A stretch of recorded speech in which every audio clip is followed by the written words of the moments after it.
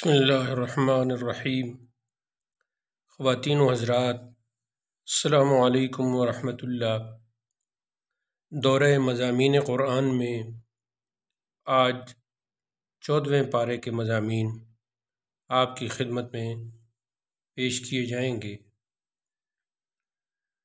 14ویں پارے کا آغاز سورہ حجر کی دوسری آیت سے ہو رہا ہے۔ پہلی آیت 13ویں پارے کے آخر میں ہے، وہاں سے سورہ حجر شروع ہوتی ہے، اور 14واں پارہ سورہ حجر کی آیت نمبر 2 سے آغاز پذیر ہو رہا ہے۔ تو یہ سورت مکی ہے، اور اس میں چونکہ وادی حجر کے رہنے والے یعنی قوم سمود کا ذکر ہے، تو اس لیے پھر اس کا نام سورۃ الحجر پڑ گیا۔ وادی حجر مدینہ اور شام کے درمیان واقع ہے۔ اس سورت میں بھی 3 بڑے جو اسلام کے عقائد ہیں، بنیادی عقائد ہیں، یعنی توحید، رسالت اور قیامت، ان تینوں پر اس کے مضامین ہیں۔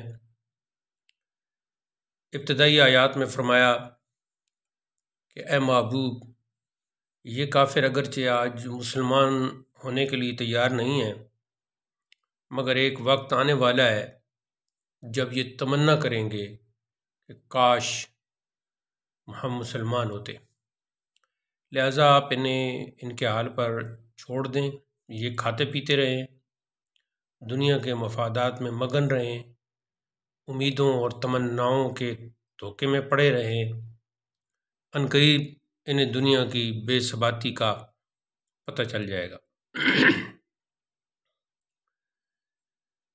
یہ حدیث شریف میں آتا ہے کہ اہل جہنم جب جہنم میں جائیں گے تو جہنمی ان گناہگار مسلمانوں پر تان کریں گے کہ تم تو مسلمان تھے، تو پھر ہمارے ساتھ جہنم میں جل رہے ہو۔ تو اللہ پھر اپنے کرم سے گناہگار مسلمانوں کو جہنم سے نکال کر جنت میں لے جائے گا، تو کفار تمنا کریں گے کہ کاش ہم بھی مسلمان ہوتے، تو اس طرح پھر نجات پا لیتے۔ یہ لوگ حضور علیہ السلام کا مذاق اڑاتے ہوئے کہتے ہیں کہ جس شخص پر قرآن اتارا گیا معاذ اللہ وہ تو مجنون اور دیوانہ ہے۔ اگر یہ سچا رسول ہوتا تو ہر وقت فرشتوں کو اپنے ساتھ رکھتا۔ تو اللہ تعالیٰ فرماتا ہے کہ ہم فرشتوں کو بھیجیں گے تو عذاب دے کر بھیجیں گے، پھر ان لوگوں کو مہلت نہیں مل پائے گی۔ مزید ارشاد فرمایا کہ اگر ہم آسمان کا کوئی دروازہ کھول دیں تو یہ منکرین خود اس سے چڑھ کر جائیں تو بھی کہیں گے کہ ہم پر جادو کر دیا گیا ہے، ہماری نظر بندی کر دی گئی ہے۔ اس کے بعد آیت نمبر 22 سے اللہ تعالیٰ کی قدرت اور اس کی توحید کے جو دلائل ہیں پوری کائنات میں، ان کا بیان ہو رہا ہے کہ ہم نے آسمانوں کو دیکھنے والوں کے لیے خوبصورت بنایا ہے، اور اس میں چوکیاں قائم کر کے شیطانوں سے محفوظ بنا دیا ہے۔ اگر کوئی چوری چھپے سننے کی کوشش کرے تو شہاب مبین اس کا پیچھا کرتا ہے۔ زمین کو ہم نے پھیلا کر اس میں پہاڑ بطور میخ گاڑ دیے ہیں تاکہ یہ زمین ڈاواڈول ہونے سے بچی رہے، اور اس میں ہم نے مناسب چیزیں اگا دی ہیں۔ جو معیشت کا سامان ہے اس زمین کے اندر رکھا ہے، ہر چیز کے خزانے ہمارے پاس ہیں۔ دنیا میں ہم ایک خاص مقرر اندازے کے مطابق ہی اتارتے ہیں۔ پانی سے بھرے ہوئی بادلوں کو ہمارے حکم سے ہوائیں چلا کر لے جاتی ہیں، بارش برستی ہے، تو بلند فضاؤں میں کسی سہارے کے بغیر اللہ تعالیٰ نے لاکھوں گیلن کے حساب سے پانی سٹور کر رکھا ہے۔ زندگی اور موت ہمارے ہاتھ میں ہے، ہم پہلوں اور پچھلوں کو بہت اچھی طرح جانتے ہیں، اور قیامت میں ان سب کو بڑی آسانی کے ساتھ جمع کرنے پر ہم قادر ہیں۔ آیت نمبر 26 سے انسانوں اور جنوں کی پیدائش کا بیان ہے کہ اللہ نے انسان کو ایک ایسے گارے سے پیدا کیا جو سوکھ کر خشک ہو کر کھنک رہا تھا۔ اس سے قبل جنات کو آگ کے شعلے کی لپک سے پیدا کیا۔ اللہ تعالیٰ نے فرشتوں کو حکم دیا کہ جب میں انسان کو بناؤں، سنوار دوں تو اس میں پھر روح ڈال دوں، تب تم اس کے سامنے سجدے میں گر پڑنا۔ گویا انسان کی اصل عظمت اس وجہ سے ہے کہ وہ صرف خاکی وجود نہیں رکھتا، بلکہ اس کے باطن میں روح ربانی کا چراغ بھی جل رہا ہے۔ تمام فرشتوں نے انسان کے سامنے سجدہ کیا، لیکن ابلیس نے آدم علیہ السلام کے سامنے سجدہ ریز ہونے سے انکار کر دیا۔ تو پھر جو مکالمہ ہوا اللہ اور ابلیس کے درمیان، اس میں اس نے کہا کہ اے اللہ، میں تیرے مخلص بندوں کے سوا سبھی کو گمراہ کروں گا۔ تو اس پر اللہ نے کہا کہ یہ وہ رستہ ہے جو مجھ تک سیدھا پہنچتا ہے، میرے مخلص بندوں پر تیرا کچھ زور نہیں چلے گا سوائے ان گمراہوں کے کہ جو تیرے پیچھے چلیں گے، تیری پیروی کریں گے۔ تو ان تمام لوگوں سے جہنم کا وعدہ ہے، وہ جہنم جس کے 7 دروازے ہیں، اور ہر دروازے کے لیے ان گمراہ لوگوں میں سے لوگ تقسیم کیے گئے ہوں گے، یعنی اپنے اعمال کی مناسبت سے جہنم میں داخل کر دیے جائیں گے۔ پھر قرآن کی ایک نمایاں خصوصیت کہ خود اللہ تعالیٰ نے اس کی حفاظت کا ذمہ لے رکھا ہے، جبکہ دوسری آسمانی کتابوں کی حفاظت کی ذمہ داری ان قوموں کے لیے جن کی طرف وہ کتابیں بھیجی گئی تھیں ان کو سونپی گئی تھی۔ یہی وجہ ہے کہ دوسری آسمانی کتابیں محفوظ نہ رہ سکیں، جبکہ قرآن کئی صدیاں گزرنے کے باوجود ہر طرح کے تغیر و تبدل، ہر طرح کی تبدیلی، ہر طرح کی کمی اور بیشی سے پاک اور محفوظ ہے۔ تو قرآن کے جو باقی معجزے ہیں ان میں سے ایک معجزہ یہ بھی ہے کہ یہ محفوظ ہے، اور اللہ تعالیٰ نے اس کو محفوظ رکھنے کے لیے آسان بھی فرما دیا ہے۔ اس وقت دنیا میں کوئی خطہ ایسا نہیں ہے جہاں قرآن مجید کے حافظ نہ پائے جاتے ہوں۔ چھوٹے چھوٹے معصوم بچے جو اپنی مادری زبان کے چند صفحوں کا ایک رسالہ تک یاد نہیں کر سکتے، وہ اتنی بڑی کتاب 30 پارے قرآن مجید اپنے سینے میں محفوظ کر لیتے ہیں۔ اس کے بعد جنت، جہنم اور اللہ کی رحمت کا تذکرہ ہے۔ اس کے بعد پھر حضرت لوط علیہ السلام اور ان کی بدکردار قوم، اور پھر اس کی ہلاکت کا تذکرہ فرمایا۔ پھر قوم سمود اور اس کی تباہ شدہ بستی ہجر، جس کی وجہ سے یہ سورت کا نام بنا ہے، درس عبرت کے لیے بیان فرمایا۔ پھر عظمت قرآن اور خاص طور پر بار بار دہرائی جانے والی سبع مثانی یعنی سورہ فاتحہ کی 7 آیتوں کا ذکر کیا۔ اس کے بعد کافروں کے سامان تعیش کو للچاتی ہوئی نظروں کے ساتھ دیکھنے کی تلقین، اور جو مومنین پیروکار ہیں ان کے لیے نرم روی اختیار کرنے کا حکم دیا۔ فرمایا کہ آپ کو جو حکم دیا گیا ہے اس پر ڈٹے رہیے، اور کافر جو استہزاء کرتے ہیں، مذاق اڑاتے ہیں، اس کی آپ پرواہ نہ کریں، ان کے لیے ہم کافی ہیں، ان کافروں کو عنقریب پتہ چل جائے گا۔ اللہ تعالیٰ فرماتا ہے ہمیں معلوم ہے کہ ان کی باتوں سے آپ کی دل آزاری ہوتی ہے، مگر اے محبوب آپ صبر سے کام لیتے ہوئے تسبیح و تحمید میں مشغول رہیں، اور آخری دم تک سجدہ ریز ہو کر اپنے رب کی عبادت میں لگے رہیں۔ اس صورت میں یہ جو آخری آیات ہیں، ان میں اللہ تعالیٰ نے یہ بھی بیان فرمایا ہے کہ رسول اللہ صلی اللہ علیہ وسلم کا جو شخص مذاق اڑاتا ہے اس سے نبٹنے کے لیے خود اللہ کی ذات کافی ہے۔ تو اس میں تو کوئی شک نہیں کہ اللہ تعالیٰ نے رسول کریم کے ہر دشمن کو ذلت اور عبرت کا نشان بنا دیا۔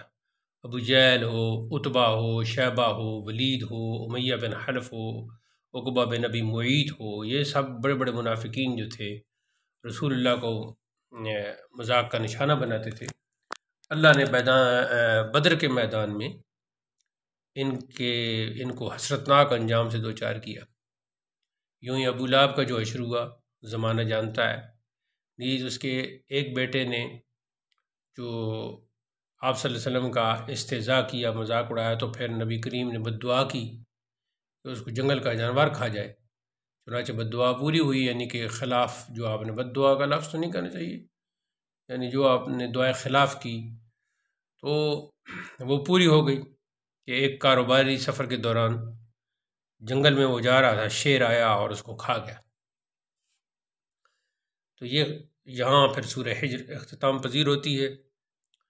اس کے بعد یہ سورہ نحل شروع ہوتی ہے۔ نحل شہد کی مکھی کو کہتے ہیں، تو وہ شہد جو ہے عقل کو حیران کر دینے والا جو شہد کا نظام ہے، جو چھتا بناتی ہے، پھر اس میں شہد پیدا کرنے کی صلاحیت، تو یہ جب چونکہ تذکرہ اس صورت میں اللہ نے کیا ہے تو پھر اسی مناسبت سے اس صورت کا نام سورہ نحل ہے۔ شہد کی مکھی بھی عام مکھیوں جیسی ایک مکھی ہے، لیکن وہ اللہ کے حکم سے حیرت انگیز کام کرتی ہے، اور اس کے کام سے انسانی عقل عاجز ہے۔ چھتے بنانے کا عمل وہ بھی کتنا حیران کن ہے، پھر آپس میں مختلف ذمہ داریوں کی تقسیم، اور پھر دور دراز کے باغات اور درختوں اور فصلوں سے قطرہ قطرہ شہد کا حاصل کرنا، تو یہ ان کا ہر عمل ہی بڑا عجیب و غریب ہوتا ہے۔ تو چھتے میں 20 سے 30 ہزار تک خانے ہوتے ہیں، یعنی وہ جب چھتا بناتی ہیں تو اس میں 20 سے 30 ہزار تک خانے ہوتے ہیں، اور یہ خانے مسدس ہوتے ہیں، یعنی یوں سمجھ لے کہ ان میں بال برابر فرق بھی نہیں ہوتا۔ ایک انجینئر اس جدید دور کا بھی اس میں کوئی فرق نہیں نکال سکتا۔ تو پھر اس چھتے میں شہد جمع کرنے کا گودام، اور پھر بچے جننے کا جو ایک عمل ہے وہ، اور پھر باقی فضلہ وغیرہ اور شہد کی جگہ، یہ سب سٹور الگ الگ ہوتے ہیں۔ تو ہزاروں مکھیوں پر پھر ایک مکھی جو ہے وہ بطور ملکہ حکمرانی کرتی ہے۔ تو یہاں ایک آپ یوں سمجھ لیں کہ ایک مملکت بنی ہوئی ہے، اور اس جو ملکہ ہوتی ہے مکھی، اسی کا حکم چلتا ہے، وہی پھر مختلف ڈیوٹیاں تقسیم کرتی ہے۔ تو چھتے پر کام کرنے والی جو مختلف مکھیاں ہوتی ہیں، ان میں سے بعض جو ہیں وہ صرف سیکورٹی کے فرائض سر انجام دیتی ہیں، اور بعض انڈوں کی حفاظت پر مامور ہوتی ہیں، بعض چھوٹے بچے جو ہوتے ہیں ان کی دیکھ بھال کرتی ہے، تو بعض ایسی ہیں کہ جو انجینئرنگ اور چھتے کی تراش خراش اور اس کی تعمیر میں لگی رہتی ہیں۔ تو جب کسی مکھی کو تلاش اور جستجو کے بعد کسی جگہ پر شہد کی موجودگی کا پتہ چلتا ہے، تو رس وغیرہ کا، تو وہ واپس آ کر پھر ایک خاص قسم کے رقص کے ذریعے دوسری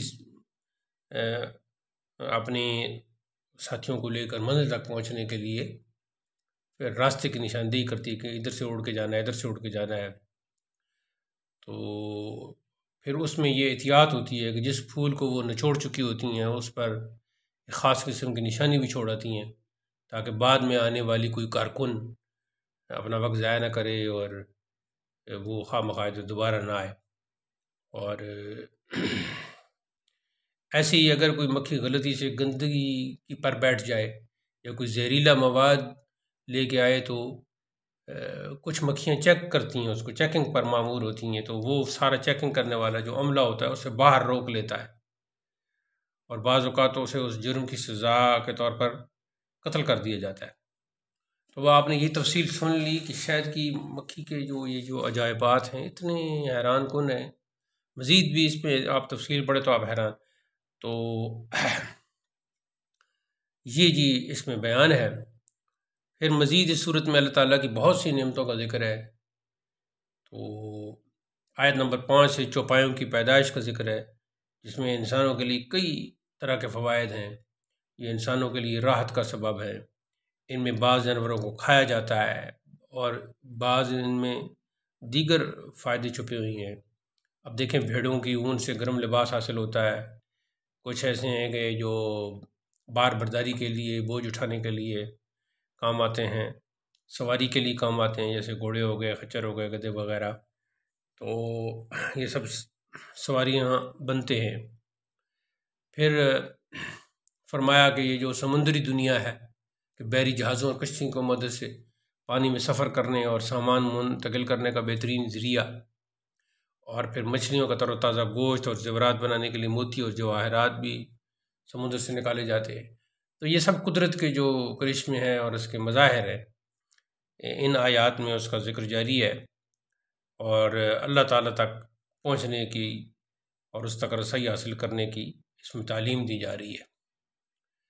تو یعنی اللہ تعالیٰ فرماتا ہے کہ ہمارے احسانات اور ہمارے انعامات بے حد و حساب ہے، اگر تم شمار بھی کرنا چاہو تو تم شمار نہیں کر سکتے۔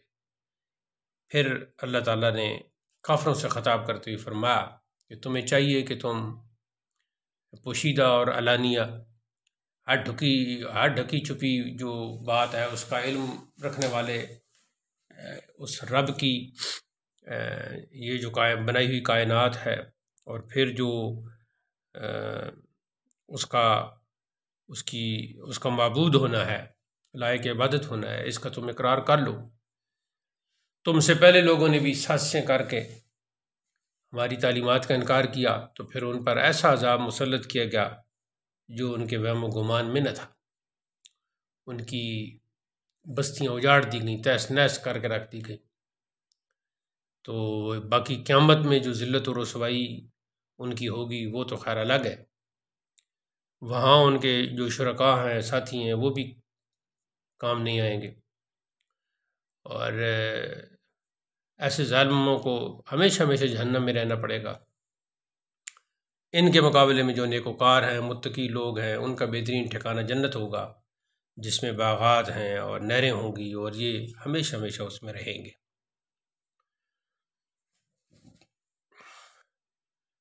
اس کے بعد جو دوسری آیات ہیں، تو آیت نمبر 57 سے بتایا کہ مشرک اللہ کی طرف بیٹیوں کی نسبت کرتے ہیں، تو اللہ تعالیٰ تو ایسی تمام نسبتوں سے پاک ہے۔ ان کا کافروں کا یہ حال ہے کہ اگر ان کو بیٹی کی پیدائش کی خبر دی جائے تو ان کا چہرہ کالا پڑ جاتا ہے اور غصے سے بھر جاتے ہیں، گویا بیٹی کی پیدائش کو بری خبر جانتے ہیں، اور اپنی قوم سے بھی پھر چھپتے پھرتے رہتے ہیں کہ بیٹی کی کو ذلت اٹھا کر زندہ رکھیں یا رسوائی سے بچنے کے لیے اسے زندہ درگور کر دیں۔ تو یہ جب قرآن پاک نازل ہو رہا تھا تو اس کا آپ اندازہ لگا لیں کہ بیٹیوں کے بارے میں ان کی کیا سوچ تھی۔ تو پھر اسلام نے عورت کو ماں، بیٹی، بہن اور بیوی کے روپ میں تقدس اور احترام عطا کر دیا۔ اس کے بعد اللہ تعالیٰ نے کائنات کے دلائل اور توحید اور رسالت کے مزید براہین اور دلائل بیان فرمانے کے بعد جانوروں کی مثال دی کہ چوپایوں میں تمہارے لیے عبرت کا نشان موجود ہے۔ اللہ تعالیٰ خون اور گوبر کے بیچ میں سے خالص دودھ تمہیں پلاتا ہے، اور شہد کی مکھی میں اللہ کی قدرت کے نظارے کرو۔ اسے ہم نے پہاڑوں، گھروں کی چھتوں اور درختوں پر چھتہ بنانے کا سلیقہ عطا فرمایا ہے۔ پھر ہر قسم کے پھلوں پھولوں سے رس چوس کر دور دراز کا سفر طے کر کے اپنے اس چھتے تک پہنچنے کی سمجھ عطا فرمائی ہے۔ پھر مکھی کے پیٹ سے مختلف رنگوں اور ذائقوں کا شہد نکالا جو انسانوں کے مختلف امراض اور بیماریوں کے لیے شفا اور صحت عطا کرنے والا ہے۔ تو جو لوگ فکر کرنے والے ہیں، سوچ بچار کرنے والے ہیں، ان کے لیے اس میں بہت ہی دلائل موجود ہے۔ اگلی آیات میں مزید توحید کے دلائل ہے کہ جو سچا معبود ہے، معبود حقیقی ہے، اور جو جھوٹے معبود ہیں، تو ان کا فرق جو ہے دو مثالوں سے سمجھایا کہ ایک غلام ہے جو اپنے مال و جان کے معاملے میں بالکل بے اختیار ہے، مال کی اجازت کے بغیر وہ کچھ بھی نہیں کر سکتا، اور دوسرا آزاد شخص ہے جو وسیع مال اور دولت رکھتا ہے اور رات دن فقراء اور غریبوں کی مدد کرتا ہے۔ تو جس طرح ان دونوں افراد کو برابر سمجھنے والا عدل و انصاف کے تقاضوں کا خون کرتا ہے، اسی طرح معبود حقیقی اور بتوں کو شریک سمجھنے والا عقل سے عاری ہے، عقل سے پیدل ہے۔ ایک غلام گونگا بہرا کسی کام کا نہیں ہے، اپنے مالک پر بوجھ بنا ہوا ہے، اور دوسرا معتدل طرز زندگی رکھنے والا، معاشرہ میں بھلائی اور خیر اور نیکی کو پھیلانے والا۔ تو کیا یہ دونوں برابر ہو سکتے ہیں؟ ظاہر ہے کبھی نہیں ہو سکتے۔ تو یہ مثالیں دے کر اللہ تعالیٰ نے سمجھایا۔ اس کے بعد آیت نمبر 90 میں قرآن حکیم کے متعلق یہ بیان ہے کہ یہ ہدایت اور رحمت ہے، اور فرمایا کہ اللہ تعالیٰ عدل و احسان اور غریب پروری کی تعلیم دیتا ہے، اور ظلم و بے حیائی اور جو منکرات ہیں، جو بری چیزیں ہیں، ان سے باز رہنے کی تلقین فرماتا ہے۔ تو بعد کی جو آیت ہے اس میں وعدے کی پاسداری کا حکم دیا، اور قسم کھا کر توڑنے سے منع فرمایا، کہ دنیاوی فائدے کے لیے یا کسی دوسرے کو دھوکہ دینے کے لیے قسمیں کھانے کو برا قرار دیا، اور فرمایا کہ ان لوگوں کی مثال اس عورت جیسی ہے جو سود کاٹتی ہے پھر اسے ٹکڑے ٹکڑے کر دیتی ہے، یعنی پہلے محنت کرتی ہے پھر اس محنت کو ضائع کر دیتی ہے۔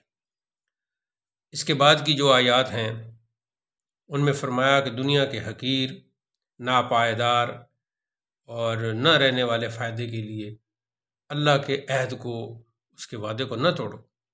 ہمیشہ کی اور دائمی نعمتیں صرف اللہ کے پاس ہیں۔ اللہ تعالیٰ نے وعدہ فرمایا کہ ہر مومن مرد اور عورت جو بھی نیک کام کریں گے ہم ان کو پاکیزہ زندگی عطا کریں گے اور ان کو بہترین جزا عطا فرمائیں گے۔ خواتین و حضرات، اس کے بعد آیت نمبر 103 میں کافروں کو جواب دیا گیا ہے جو رسول کریم صلی اللہ علیہ وسلم پر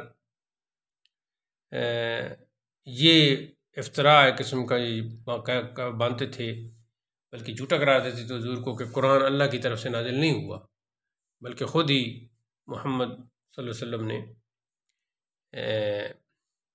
یہ بنایا ہے یا کسی اور سے سنا ہے۔ تو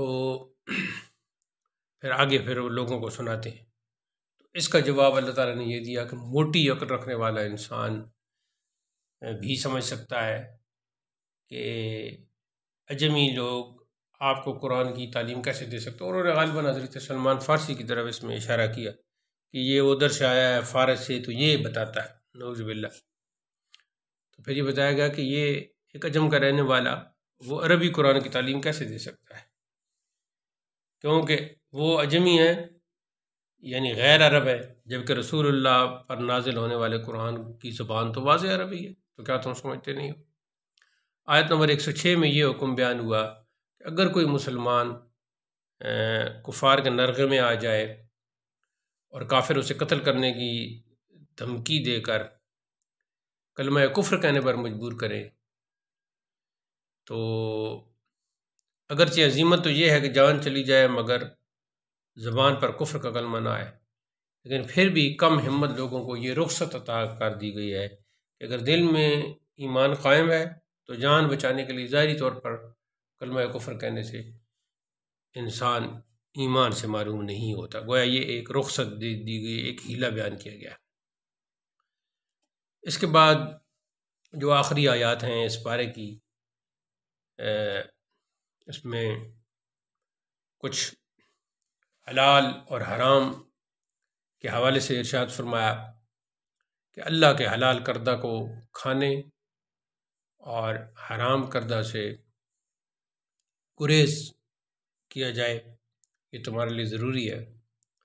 اس کے بعد ابراہیم علیہ السلام کے جو طرز زندگی ہے، پسندیدہ طرز زندگی، اس کو اپنانے کا حکم دیا گیا ہے، اور جو دعوت و تبلیغ کا فریضہ سر انجام دیتے ہیں ان کے لیے کچھ ضابطوں اور اصولوں کا تذکرہ ہے کہ حکمت اور موعظہ حسنہ اور سنجیدہ باس و مباحثہ کی مدد سے لوگوں کو اللہ کی طرف بلایا جائے۔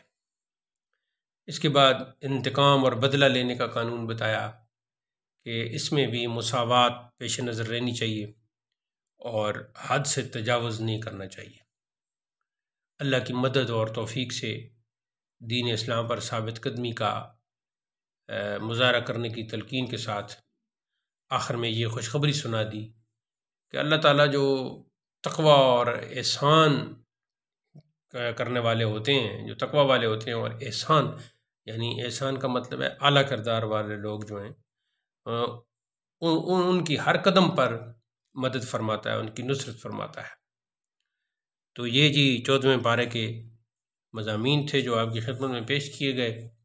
اللہ تعالیٰ ہمیں فہم قرآن، تفہم قرآن اور اس کے بعد عمل بالقرآن کی توفیق ارزانی فرمائے۔ والسلام علیکم ورحمۃ اللہ۔